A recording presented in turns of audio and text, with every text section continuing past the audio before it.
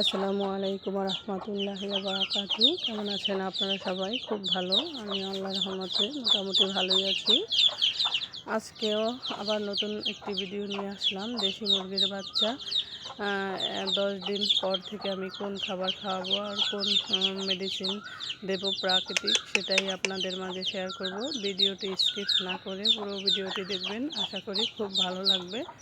এই যে বাচ্চাগুলো আমার 10 দিন হয়েছে, উঠে বেড়ে গেছে।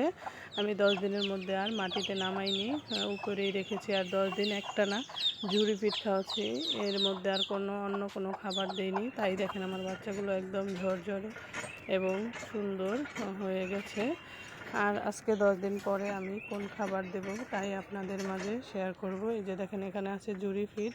আমি ঝুরি ফিটের সাথে 2 কেজি ফিটের সাথে আমি হাফ কেজি চালের খুদ দিয়ে দিয়েছি, যার কারণ চালের খুদটা মুরগির পেটে বেশিক্ষণ থাকবে, যেহেতু বড় হয়ে গেছে ঝুরি পিঠে পেট ভরবে না, এজন্য আমি এটাই দেওয়ার চেষ্টা করেছি। আর এখান থেকে এখন গরম আর বৃষ্টি, ঠান্ডা ঠান্ডা আবহাওয়া, যাতে আমার মুরগি সুস্থ থাকে এজন্য আমি 3 দিন এই যে কাগজি লেবু রস এবং মধু দিয়ে রস করে খাইয়ে দেব। তাহলে আমার আর দোকানের কেনা ওষুধ খাওয়াতে হবে না। এতেই আমার মুরগির বাচ্চাগুলো সুস্থ থাকবে। আর আপনারাও এভাবে খাইয়ে নেবেন। আপনাদের হাতের কাছে মধু না থাকলে হালকা চিনিও দিতে পারেন, এটা স্লাইনের কাজ করবে। মুরগির ভিটামিন আর লেবুতে ভিটামিন সি এর কাজ করবে। এতে মুরগির যে কোনো সমস্যা দূর হবে। আর বা দোকান থেকে ওষুধ কিনা একটা ঝামেলা, সব সময় আনাও যায় না। এই যে দেখেন বাচ্চাগুলো এদিক ওদিক ঘুরছে, কতটা কিউট। এভাবে আমি আর 10 দিন এটা খাওয়াবো।